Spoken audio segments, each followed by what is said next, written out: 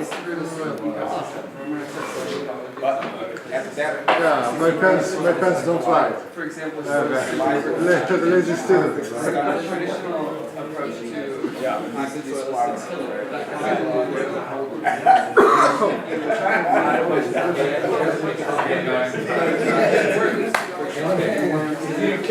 dangerous enough. is a way to naturally start to aerate cutouts. It's crazy. It's like, And there's like Yeah, it's getting Alright, hot. 1, 2, 3.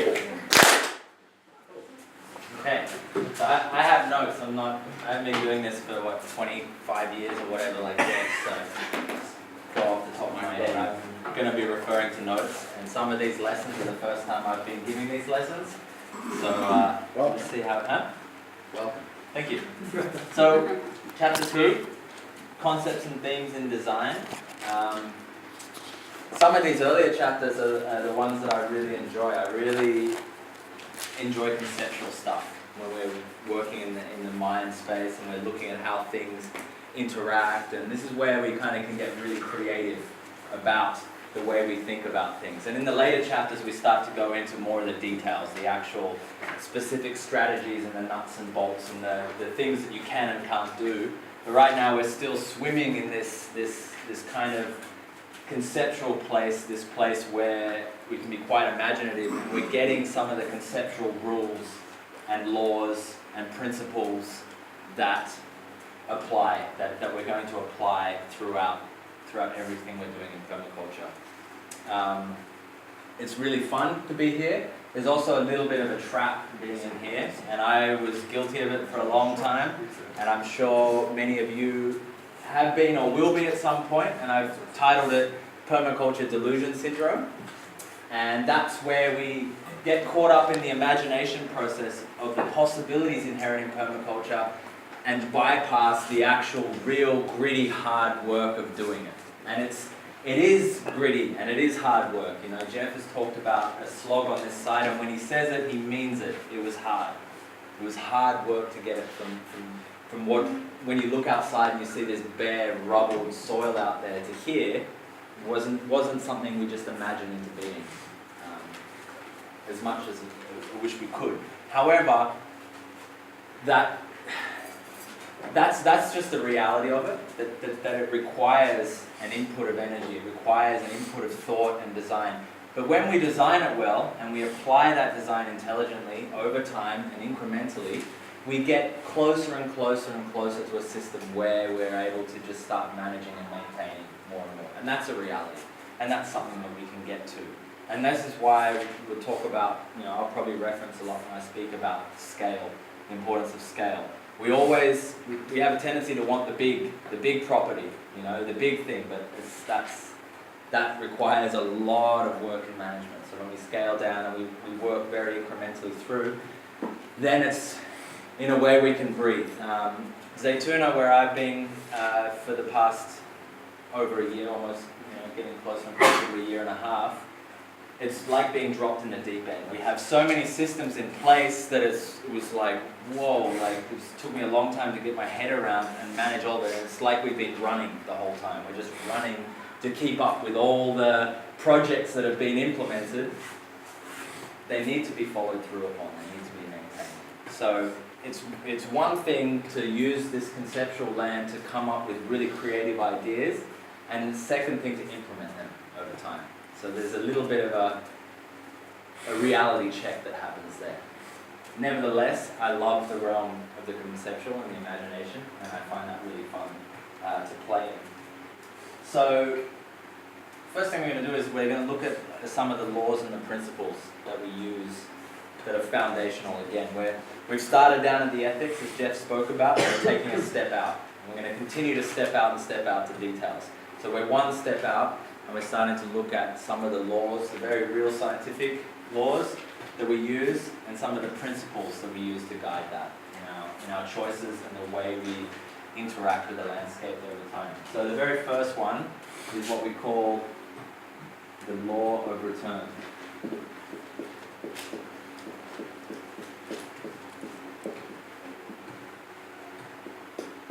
So the law of return.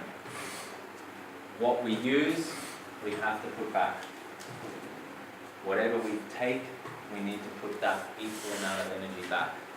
When we eat, when we take, by eating, when we take a crop and we've consumed it, we need to return at least the amount that we ate in some form or another. So that's part of it, is returning our own wastes back to the system in which we're using them.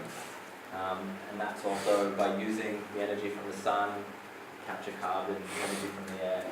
The law of return. So whatever we take, we must return. You can write that as well. Whatever we take,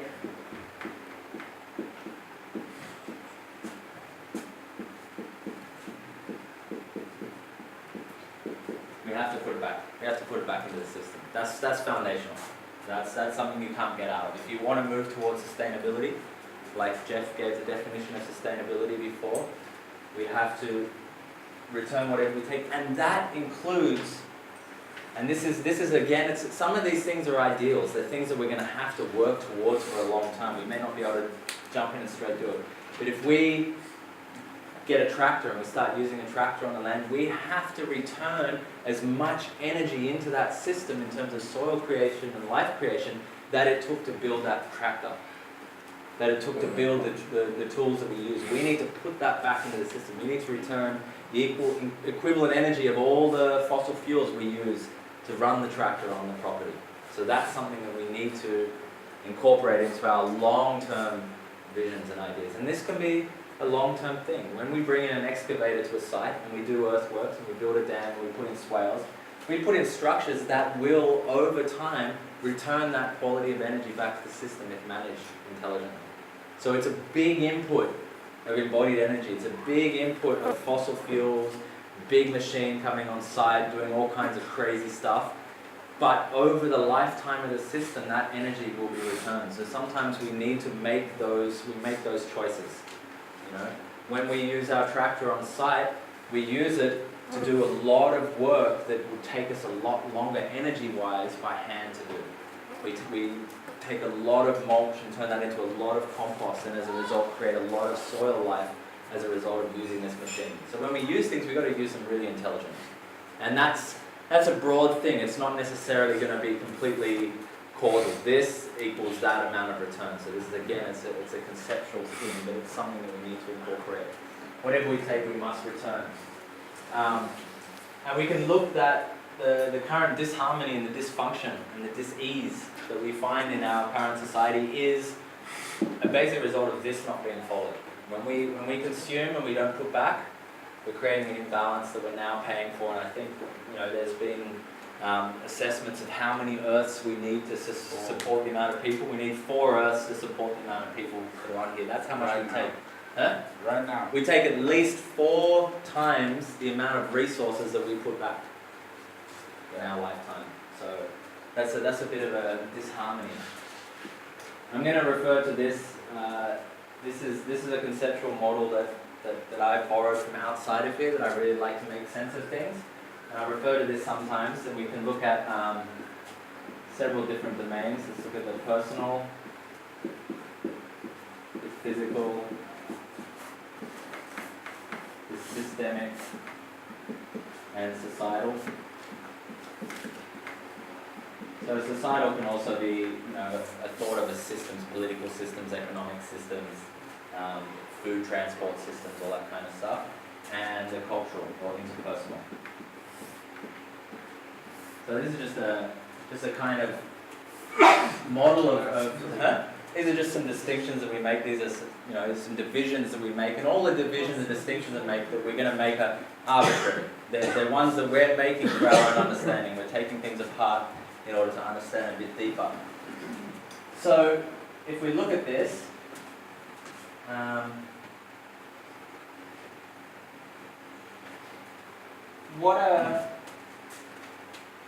so the personal we can think of as our own individual interiority, us as a person. The physical we can look at as the physical elements, so our body or an animal in the system or a plant in the system or a tractor or whatever. Cultural is what we create as a shared kind of set of guiding principles within what we do.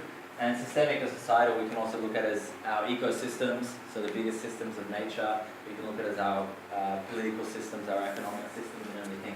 So whenever any of these areas are not based off of this law of return, we're going to have dysfunction. We're going to have dis-ease. So I thought perhaps you could have an idea of what's something in the personal sphere that might not participate with this law of return. What's something that we might do at a personal level that will disrupt us by not returning, by giving something and not getting a return? Anyone think of any example around that? Huh? Breathing? Breathing? Well, personal is more like our interiority, so the way we think, our beingness. Like a toxic relationship? Or Yeah, toxic relationship. When you're with someone and you give a lot of energy and time to them, they just seem to take and take and take and take. There's no return, there's no balance, there's no harmony that happens in there. So you may end up with disease, with a dysfunction. At the physical level, when we take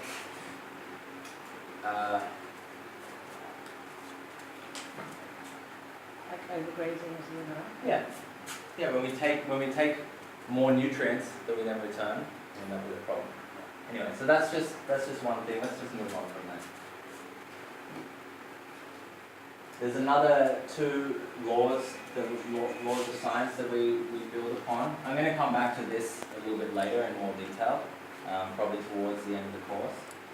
This model that I really like.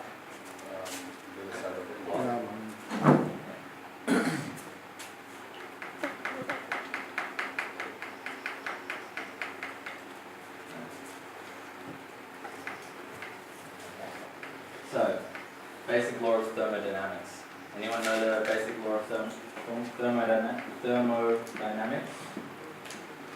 energy is never destroyed. It changes form. Yeah. So from Watts, well, I'm just going to read this one. It's a bit much to type. All energy entering an organism, population, or ecosystem can be accounted for as energy which is stored or leaves. Energy can be transferred from one to another, but it cannot disappear or be destroyed or created. No energy conversion system is ever completely efficient. Now this one is Watts. That's Watts. So Asimov's one is similar as well. As the total energy of the universe is constant and the total entropy is increasing. So entropy is like bound or dissipated energy. And entropy is energy that doesn't return back into a system. So it's energy that kind of leaves. Does anyone have any idea of some of the types of energy that tends towards entropy? Yeah. Like when you produce light, there is a heat byproduct. That's right. Yeah, heat. Heat leaves the system. Heat leaves the system. It doesn't come back into the system. You can't. Well, you could potentially harness that heat again before it leaves the system. There is, if you're thinking about thermal mass, for example, when we start to go into temperate strategies for environment, we actually trap heat and allow that to radiate out. We get a secondary effect of heat by heating our own bodies, and then eventually it does leave the system. Any other ones? Spoken words. Yeah, sound. Sound is a tendency towards entropy. When we have, these fans, there's a certain amount of mechanical energy, amount of energy that's coming through the energy system that's being lost to sound. It's not actually doing the effect it wants to do, which is cool us down, which is turn air. There's a sound that's being occurred, and that sound is energy that's gone, that's left the system.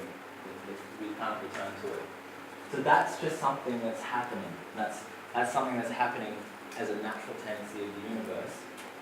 And that becomes important to us in design because we need to reduce entropy to as little as possible. We're trying to reduce that entropy by reusing and cycling energy throughout the system before it leaves. So that example of using that heat, trapping that heat, storing that heat out again is an example of taking energy and reusing it as much as we can before it's going to leave the system. So that tendency is going to happen, but the more we can cycle energy throughout our system, the longer we're going to have, the more longevity over our system we're going to have over time. Does that make sense? Yep. So what we're going to do is, like, we're going to go through all the strategies. We do this in different areas: soil, water, trees, forests. We use it for animals, everything. That's going to happen over the period of the course. You're going to get a more and more creative sense of that, and the creative possibilities are almost endless. Pretty much endless. The creative possibilities, once we understand some of these basic laws and principles, the ways of creating interaction between elements is almost endless. The novel ways that we can use to cycle and reuse energy, we haven't thought them all up right now.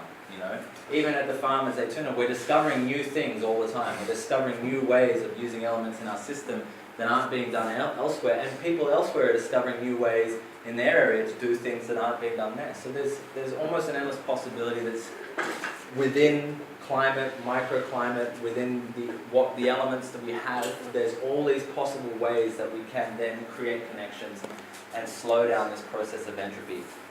But just as a little exercise, just so you're not always listening, I like to do a little bit of interactivity stuff. So I thought, just a short exercise, maybe in groups of 4, we'll just give 10 minutes or so, to choose something that you might use on your site. Choose one of the resources you might use on your site, whatever resource that may be. You know, the resource is anything that you may use in a design, in a permaculture design. You can be realistic and choose something that's relevant to where you are right now, or you know, pick something up. You know, it can be something as broad and simple as water, or you know, sunlight, or whatever energy you want to choose, a particular plant or a particular animal, and see if you can just come up with some novel ideas about how many times you could reuse that before it leaves the system. Does that make sense? Yeah, so just choose something, talk in a group of 4, choose one element, and then just have a go at, like, let's think about what are a number of different ways we can reuse this element, recycle, reuse, reduce the entropy in it before it leaves the site, inevitably. And see if you can conceptually get the idea of when it is going to leave the site, how it's going to leave the site. Okay? Make sense? Yes. Yeah, so just choose basically people with you so we don't have to shuffle around. Just a couple of people next to you. We'll just take a few minutes just to have a little activity on thinking. Alright, let's quickly hear from each group, but keep it like really brief, just so because we've got a lot of content to cover. I'm going to try and get in as much as we can. So in a minute or so, we'll go group by group. Choose somebody to let's just hear your examples. So let's start over here. Somebody want to share? Animals, Yeah. specifically like ducks. Ducks. Yeah, having man-made body of water. Ducks are good to seal the bottom and like the activity, and it's good for the ecosystem of the pond, and also it's manure too. You can use the manure and their eggs, and when they die, we can eat them. So, like, kill them before they probably die, and then use our manure for the trees, and then eat the fruit and use that for the fruit again. So it's like, Yeah, nice. Yeah. I don't know where it ends. Well, it depends. Again, it's where do you want to just draw the distinction. So if you want to take one individual duck and draw a distinction, it ends at its end of life. Yeah. But you get how many steps are you getting through a duck before its end of life if you're putting it in the right position, as opposed to if you're doing a commercial duck farm, the only end result is meat. You don't actually get anything. You only get the one function out of it. Yeah. Nice. We also used an animal, and we were thinking of sheep and how you can use it in different ways. Obviously, to make milk and cheese and things like that. To sustain yourself, I think sheep's milk is really good. Particularly, like, a lot better for digestion for human beings than cow's milk and things like that. You would use the sheep to kind of like to graze around, to like, you know, turn the soil and things like that. You would use the manure, obviously. Very good lawnmowers. Yeah. Apparently, yeah, you're just saying like the dried sheep's manure is really good as a fire starter as well. once the sheep gets to the end of its life, then you use the meat that you would either eat yourself or sell. Then you can like reintegrate some money into the system as well. You would use the wool to make your own clothes, sell the wool, things like that. The leather as well, you use that either for your own personal use, you would sell that, make tents out of it, things like that. The bones, you can keep the bones and make musical instruments out of them as well. Same as the horns. You can use the horns to make musical instruments or objects and things like that. Then you can either keep for yourself or sell. The bones you can grind, make chicken feed out of it as well. I think. I'm not sure what other animals can handle it as well. The eyes, some people eat apparently, especially good for children, as you mentioned. What's missing? You also make really good broth out of the bone. Yeah, exactly. You make really good broth. Bone char. Yeah. And burn it. Brains. As a soil amendment. Exactly. You create tallow, you can make soap, other things cooked with tallow. Nice. Their brain. Right. Really good. That is really good as well. Yeah. Yeah. Exactly. Good for our own brains. Cool.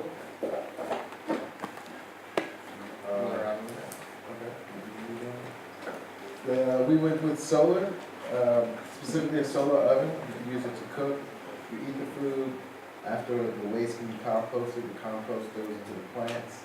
Simultaneously, you can use it to heat water, using the induction to distill water, as well as using the heated water to create steam to power a motor.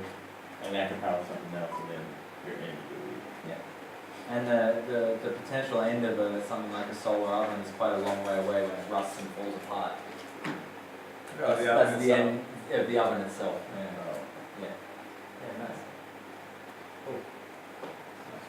We looked at like a legume seed, because seeds are kind of just so much compacted energy, there's a lot of potential to go through it. So as it grows, the roots will stabilize the soil.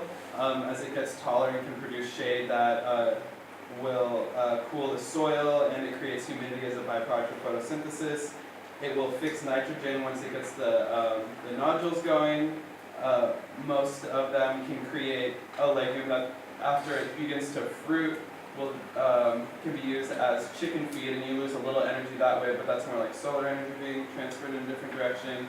Eventually, as it gets old, you can cut it down and use the wood for another purpose.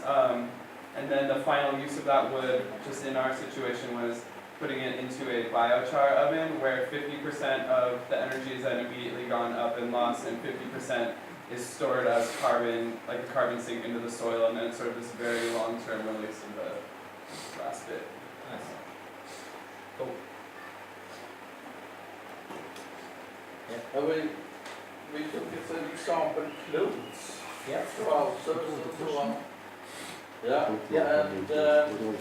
you can mend them, you can set in new zippers, you can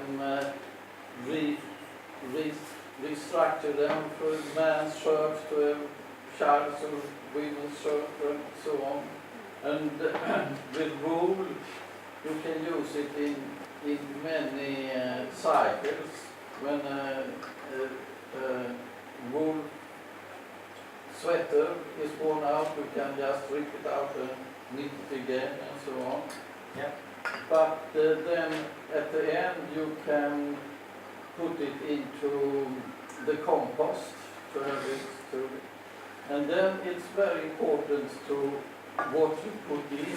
So your clothes should almost always be from natural fibers, cotton and wool or silk and so on. Absolutely. And when you don't have that, when you have other fibers, the end point would be the incineration. You burn it in a power plant and you get electrical power from it. Okay. Cool. Yeah, nice. That was it. Was there another group? Well, Okay. Yeah, great. Cool. So that was some good examples. One thing that's interesting to note for those of you that chose living elements is that as a standalone living element, a standalone sheep or a standalone legume tree, okay, it has an entropy. However, what's really interesting about living systems is that they actually run counter to entropy. They're the only thing that actually can increase, that can actually create new energy in a system. So when that sheep has a baby, we've actually extended the cycle. We've actually extended that over time. When that legume tree puts down seeds, we've actually created new life, new possibilities. So we're actually running counter to entropy through the use of biological systems, through the use of life. So if we're looking at only material or physical matter, there's an eventual endpoint where it absolutely completely leaves the system. But when we're actually generating life, and that's what we're doing in permaculture, is it's all about generating life, generating more life, then we're actually countering entropy. We're actually creating an ongoing sustainable system that actually doesn't have an endpoint, doesn't have an extinction point. Potentially, you don't agree? No, Yeah. because when you put it into compost, then it will be soil organic Sure, matter, which absolutely. will regenerate more soil organic matter. Yeah. For a biological system, yeah. Yeah. Can Well, you, that was when we had a dead starch, not a living starch. Yeah. You have to- can you repeat the question from the beginning? Which question? What lead to this exercise? To choose an element Mm-hmm. and investigate how many times it can be cycled before it leaves the system, before it's no longer usable. Okay. So the simplest example, and as you obviously identify, it's a very complex question, and once you start going into all the ways that interrelates to everything else, it's not something that we can just put a container around and go, this is it. We just did that just for a little exercise. It's obviously much more complex than that. We can take something like water. Water is something easy to look at that way. Water comes into a site as rainfall and it eventually leaves. No matter what you can do, you cannot. The only way you can bring that water back up is by pumping it, but then you're actually expending more energy to do so. So that water eventually leaves the system. So as a very simple example, how many times can that water be used before it actually does leave the system? That's what we're looking at. And that's something that Jeff was saying, for example, with the grey water reed beds. We're bringing water in here, we're having a shower, it's getting one use. It's going into the grey water reed bed, it's getting cleaned up. We're taking it, we're putting it into the fruit trees, we're getting another use out of it. It's trickling down through the systems, creating more moisture in soil. It eventually leaves because we're on a slope and water eventually runs down to gravity and ends up in that big oily puddle that we were at yesterday, the Dead Sea. But it's going there. That's where It's exactly our system. That's right. It's going to leave the system. Okay, so we move on to some of these design principles that, again, underpin the way we're going to approach. And as we understand more of these principles and then we understand the details, the researched or the details that have been discovered up to now, it allows us to get very creative as designers. And you already just did a little design exercise. You've already creatively started engaging in possibilities that are going here. So the first is a set of design principles by Bill Mollison. They're in the designer's manual. And the second is a set by David Holmgren that he wrote a whole book about. I think it's principles, permaculture principles or something like that. And he wrote a whole book about, he extended the list a little bit further. But we'll look at Bill's ones first. So the first principle, work with rather than against nature. So it seems, it's logical. That's what once we start coming from a permaculture perspective, and once we start awakening the desire to be more harmonious with our natural environment, this obviously makes a lot of sense. So we're wanting to create a system that works with the harmonies of nature, that works with the natural tendencies of what the environment, the landscape wants to do. So we're working with it. When we're not working with it is when we actually create a lot of work. The more we move away from what nature wants to do, the more work we have to put in to maintain it.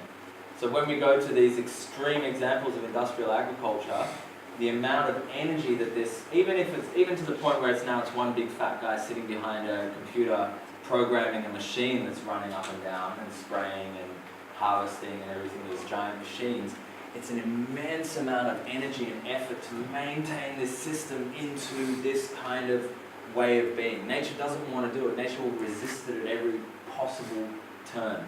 which is why we've had to come up, as we've expanded the scale and as we've moved into these monoculture systems, we've had to create all kinds of synthetic products to try and force that system to stay that way. That's where pesticides and herbicides and fungicides come from, because they're nature's way of like trying to wipe the slate back down and create what it wants to have in that place.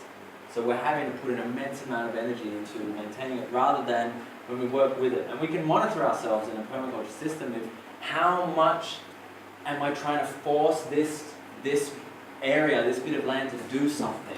You know, obviously as we're putting in a system, there is an input. We are actually going to have to work to put in our design because we are creating an ecosystem that's favorable for us. Nature doesn't necessarily, it's a loving and cruel mother. It doesn't necessarily care that much about us. It's just going to grow. It's going to give us everything we need, especially when we're good to it, but it's going to grow regardless of us. So it's going to grow species that aren't necessarily going to benefit us. So we are actually going to have to put something in place to allow a system to grow, a system to come into flourishing that serves us. But the more, if we have to continually impose effort and effort and effort upon that, we're actually not necessarily working very effectively with nature. The more we're working with the nature, the less we'll actually have to do, the more fine-tuned, the more delicate and subtle the way we're going to interact with that bit of land is going to become. Number two, the problem is the solution. A perspective that I started taking on, and from observing people with different dispositions and different mentalities. Some people, and I'm sure you know them, all they see is problems. Everything is a problem. There's a criticism about everything. There's always something wrong. There's always something wrong. And what I realized is when you see, when you see the world as a problem, you know, all you can do is complain. All it is a problem. It's all you have. But when you see the world with the potential of a solution, all you have is creative possibility. So the problem is the solution. When we find something that isn't working, there's a solution there. There's a lesson to be learned there. There's an opportunity to discover something new, a new way of interacting. So rather than just trying to like grind through into like making this idea that we have work, it's not working, it's not working, it's not working. Well, maybe something else will. Maybe there's something else we're going to be taught here in this situation. I tended to slot into the role, and as you know, when we start working in community more, we're going to find people have tendencies towards a certain area, a certain skill or a certain set of aptitudes that they seem to lean towards more. And I ended up a little too quickly working with the people system side of things at Zaytuna Farm. And there were a lot of problems that came up. There were a lot of difficulties that we had there. And there were a lot of times that I tried to really impose, you know, ideas that I had until I started adopting this more and more and more. What's occurring here, and what are some of the creative solutions I can do to work so that people actually feel more comfortable. And what happens is, for me in this sense, the curriculum or the way of working with this internship program we have started designing itself around what was already occurring. When I let go of the idea of trying to impose some idea I had, it started creating itself, and it still is. It's still starting to create itself. And that happens in a system as well. When we have a sense of what we want to do, and that, in a sense, that's the problem. It's like I want to create a system that I meet my needs with. The design starts to emerge. And that's going to link over here quite strongly. Make the least change for the greatest possible effect. Pretty straightforward. When we want to have something occur, the least amount of input that we have to put for the greatest amount of output is going to be something that works. So just before coming here, I was in Thailand having a little holiday, and I had a bunch of friends. They lived on a Thai person owned a block of land, and he had a bunch of kind of these ramshackle huts. And Westerners or expats or teachers over there had tended to move in and living in most of these huts. So there was this kind of shared community thing happening, and I was talking about permaculture to some of them, and they got really excited. excited by the ideas and invited me over for like dinner and to give them a little lesson, to give them a little talk and a little idea on what they could do. They were like, we want to start gardening, we want to start doing more. And obviously as Westerners, we've got to, growing up, we have an idea of the kind of foods we like to eat. Immediately we're going to want to impose that idea onto wherever we are. We're going to want to impose the broccoli and the carrots and the things that we grew up eating into wherever we are. And that's not necessarily that. I looked at them at the place and it was like this really poor, rocky soil, and it was like, it's like, one of the things I told them is forget about that. Forget about trying to do the vegetable gardens that you grew up thinking about, because that's a lot of work. You could do it, you could absolutely do it, but you're looking at a huge input of work to get the soil to a condition where you're actually going to be able to do that. So looking around at the landscape, this little plot of land already had an established canopy. Mostly legume trees, but a couple of fruit trees, quite a high canopy. And I presented them to them the idea of a food forest, which we're going to talk about a bit later. But where we're situated under a canopy. So I'm like, we're here, we're under a canopy. So the easiest thing to do here is to garden the understory of a forest. That's what's available right here, the understory of a forest. That's the vines and the creepers and the weird root crops like turmerics and galangals. These are the things that are going to grow really easy, the weird eggplants and stuff that grow in Thailand. You want to do what's easy. This is already happening. There's already vines and creepers. They're just not necessarily edible ones, but you just put in, passion fruits and different types of gourds and pumpkins and squashes and sweet potatoes that already have a tendency to grow in this microclimate, in this area. That's the least amount of effort. To choose little pockets. So there were little pockets near buildings where a tree was up and where people hadn't collected materials, so it's deposition of materials. There's lots of sticks and leaves, little pockets of fertility where people weren't walking around the trees. And it's like, those are your areas where you can just put in some seeds and you've already got a little fertile patch. You put in a vine and that vine grows up the tree and suddenly you've got a crop.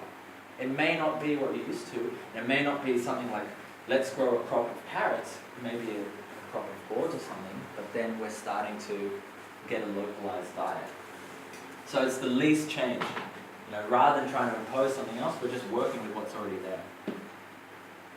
The yield of a system is theoretically unlimited.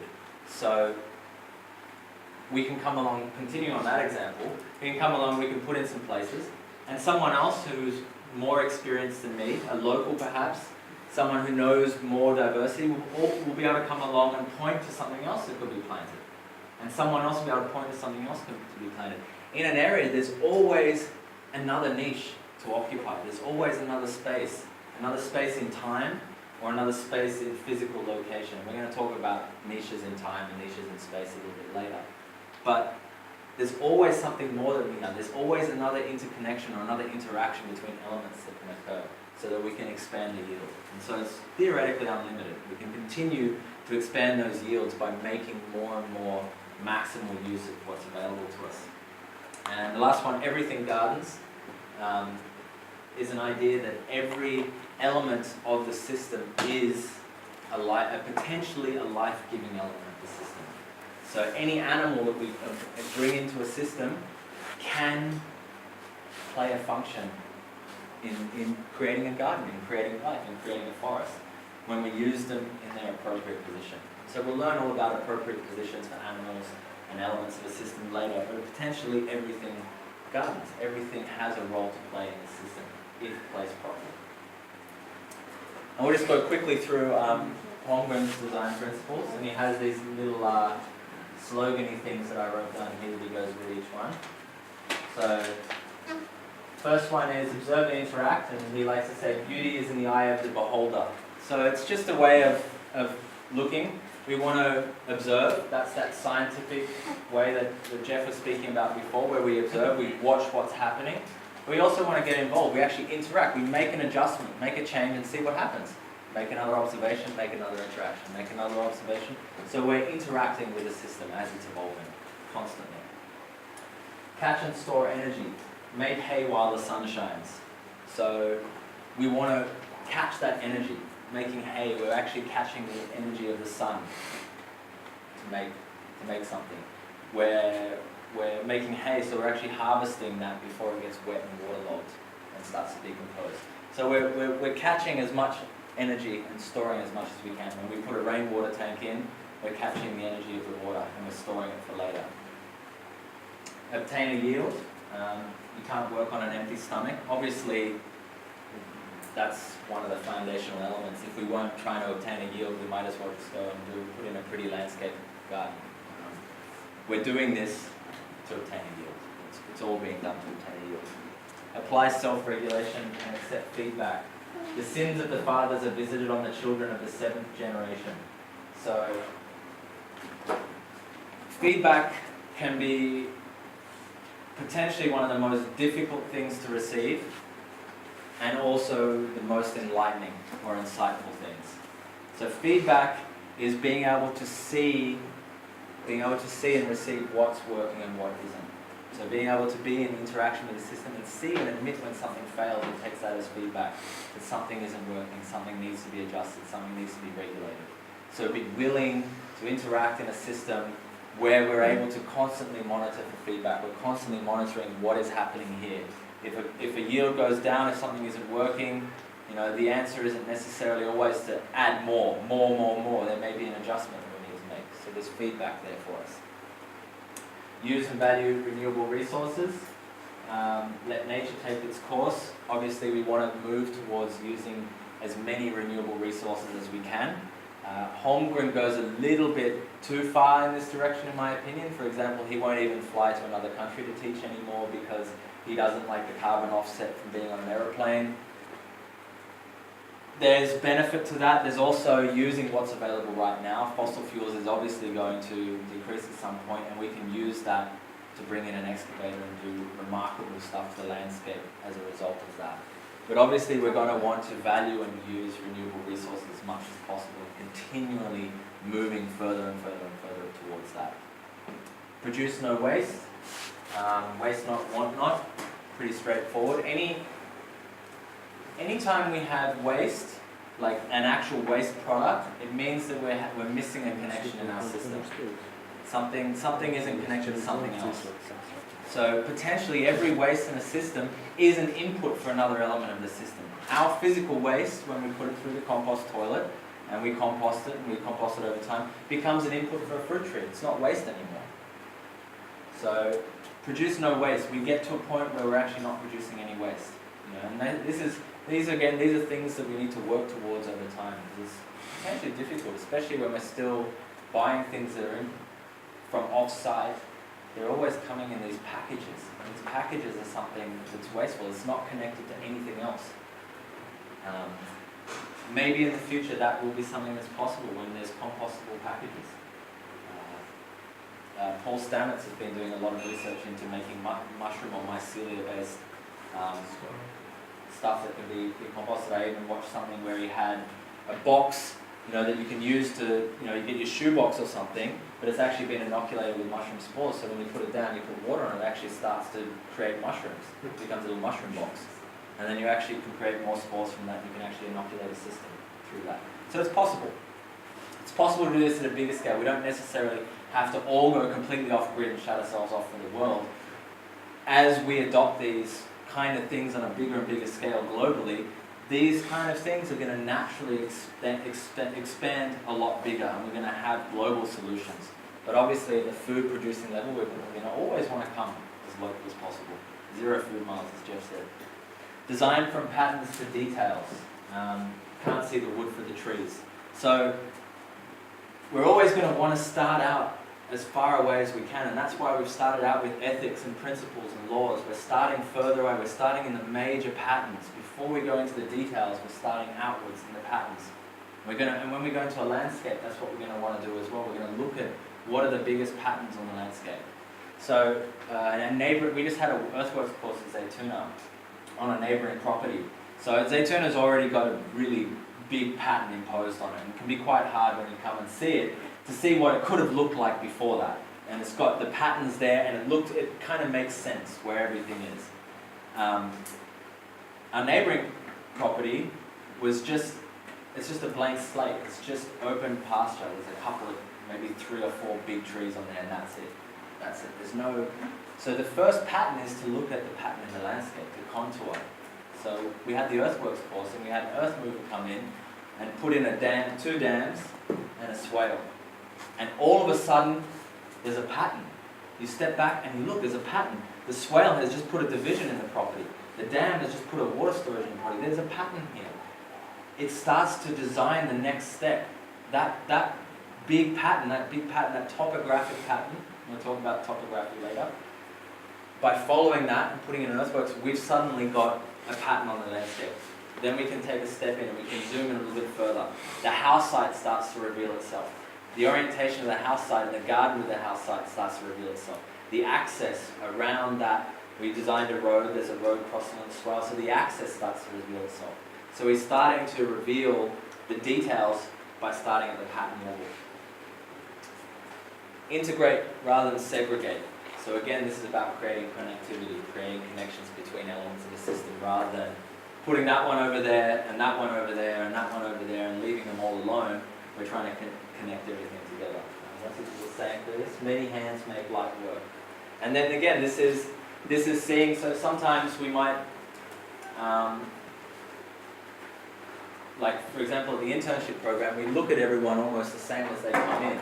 But not every person is the same. We all have our own specific skills, our own kind of timing of energy, how our energy fluctuates through the day, our own energy levels, our own passions, our own creativity, our own ways of interacting.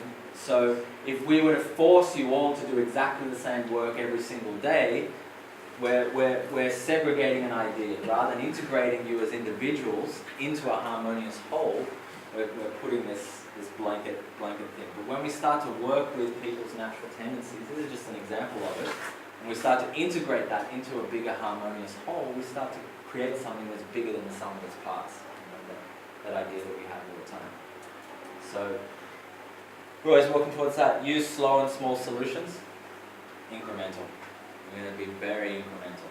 We don't want to put too much in it too fast, because it very quickly becomes more work than we're capable of. It's like make an adjustment or make a project and put that in, implement that, get that established, sort it out, take the next step. When we try and do too much at once, more than often the whole thing starts to collapse. And I've seen this occur. We've done this. We've tried to take on too much at once, and it's like you're juggling 3 balls, 4 balls, 5 balls. Eventually, you're going to drop a ball. Especially if you're not that skilled at juggling. So it's like getting really, really good at working with what is, and then we can add more complexity. Then we can add more complexity as things evolve and mature and become easier and easier to maintain, both in terms of our own energy level and our ability to comprehend it. So when I started off at the farm, I couldn't see the whole farm. I could only see sections of it. But after being there for over a year, I have the map of the whole thing in my head. Sometimes it surprises me sometimes when we're on the 2-way and someone asks me where something is, and I even know where the faulty gates are or anything on the laneway. It's like he's asking, where should I put this thing? And I'm like, it should be there. So we get there over time. We get bigger and bigger. Use and value diversity. Obviously, we're moving towards as much diversity as we can in a sustainable way, and I'll talk about that a little bit later this lesson. Use edges and value the marginal. So edges is something we'll talk about more later as well. The edge is where the greatest diversity happens. The edge between 2 discrete areas is where the greatest potential diversity happens. So we want to value that edge. We want to look for and utilize that edge as much as possible when we're designing. So we'll talk a lot more about edges in later lectures, and the marginal being the more kind of extreme cases, so the things in other areas. Yeah. Don't think you're on the right track just because it is a well-beaten path. So sometimes valuing an idea that's a little bit more extreme or a little bit more out there. And the last one, creatively use and respond to change. So obviously as change occurs, as things evolve and digress, we want to be able to interact with that as it occurs. And it's going to occur. something that I often think about and tell people about permaculture is that it's still a baby. It's still an infant. You know, permaculture's been around for maybe almost 40 years now, about that. And when we think about, most trees don't reach any kind of maturity until around 30 odd years ago. Some of our biggest food forest trees, you know, mangoes and jackfruits and stuff, we're not looking at full size until around 30, 40 years. You know? If you look at a jackfruit, that's a tree that lives for 800 years. So in terms of a mature system, we don't have real working examples of the possibilities of what a mature permaculture system looks like. We're still in the developmental phase. We're still in a phase of exploring. So it's going to change and it's going to evolve, and the system is going to evolve, and probably in directions that we might not have anticipated. Things may occur. So as we interact with a farm more and more, and I see it, sometimes it starts to design itself in quite uncanny ways.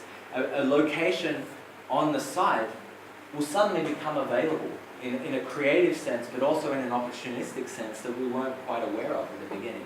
So we want to take those opportunities to respond to the changes as they occur, rather than like, this is the design, this is how I want it to be, and trying to impose something that goes over time. So those are our principles that we're working from. And we'll go into looking at resources. The green doesn't come off very well.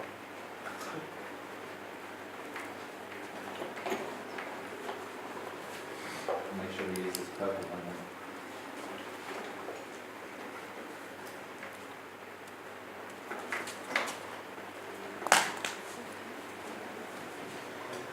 then. Okay, so resources.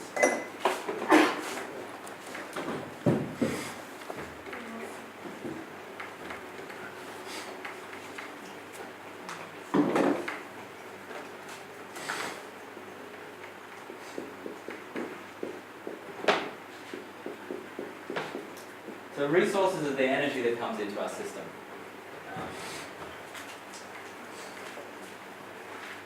What are some of the energies that might be coming into a system? Water. Light, sunlight, Human energy. human energy. Yep. Animals. Can use wind, animals, wind. Yep. Biomass. Yep. Biomass. Wind. Huh? Wind. Yep. Absolutely. Winds, and anything that we bring in. Anything that we bring in, really. So some of these resources need to be used by the system for their own purposes. So that's just what they do. And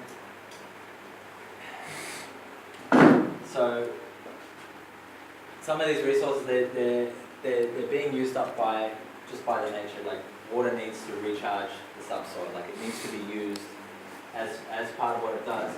But then the surplus over and above the system needs, over and above what the system needs to maintain itself, is the yield. So a certain amount of water and energy needs to go into growing a plant, and then the surplus we have up above that is our yield. The surplus that we get over that is our yield. Resources also incorporates things like bringing in tools and machinery Yeah, and things yeah, like absolutely. money. So the type of resources we can have. So the first type of resources we have are resources that increase by modest use. So the things that actually increase as we use them. These are obviously ideal. An example of this is, for example, controlled cell grazing. So cell grazing that we use on a property, when we time animals to graze through a property, and this is based on a natural way that large herding or grazing animals move through a landscape. They move through in a times kind of sequence. They don't just roam over one area. The way most people grow cows now is they have them on one huge area and let them roam for a long period of time. And they just kind of move wherever they want. Large herding animals don't actually do that. They move in quite a tight herd from one section to another in a cyclical rotation. So we simulate that in a controlled way. We actually move our herding animals, our cows as they turn up, but it can also be chickens, it can be whatever animal you're using, moving it in a timed, controlled manner. So when we move our cows through our system in a timed manner, and we work them in a timed manner, we actually increase the quality of pasture over time, rather than decreasing, without inputting anything, just by the fact of them eating, not all of it, they're eating a certain amount, they're manuring, and they're allowing that pasture time to regenerate, especially if we use a flow of animals, so you use multiple animals, so they're taking different layers of the pasture down and they're eating different things down, and then we allow enough days for that to return. So where we are, we allow a 30-day return in summer and a 50-day return in winter. That's what it is, isn't it, Jeff? 50 in winter, 30 in summer. Because that's how long it takes for the pasture to regenerate. So we move, our cows will return to the same point in 30 days in winter, and in 50 days, 30 days in summer, and in 50 days in winter, because we need a little bit more time to regenerate in winter than we do in summer. So by doing that, especially if you're able to follow with other animals that take it down, you can do it as well. We're only running cows right now, so ideally we actually slash behind them.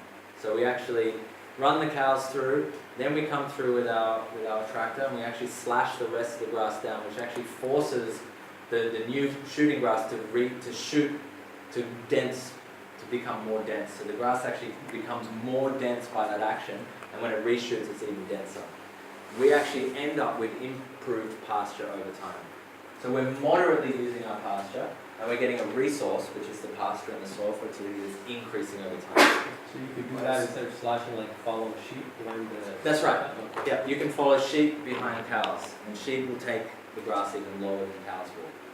Yeah, and horses will take it quite low as well. Cows don't actually take it that low because they kind of rip the grass. Horses and sheep like actually munch it right now. And then you can follow, you can follow it with chickens as well. You can follow the sheep with chickens, and they'll scratch through and go even lower, and they'll move the manures and spread all the manures around. So you can do this by sequence of animals, or you can also do it mechanically. We're looking at moving towards sequence animals as well. So we've got a resource that increases by moderate use. And then we have resources that are unaffected.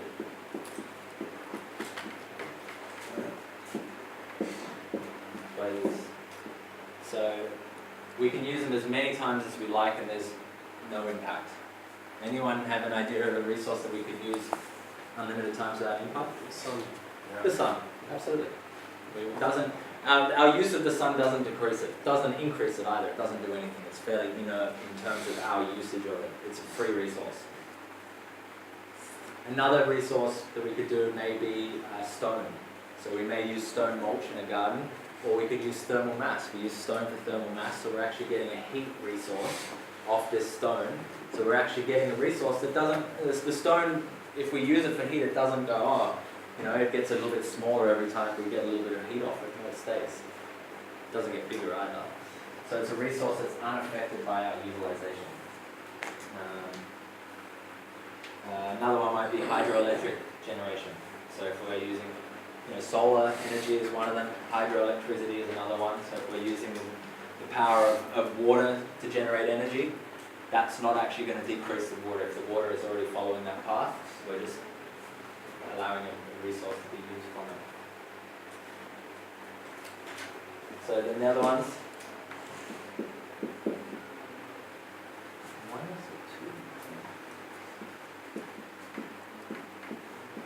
Disappear or degrade if not used.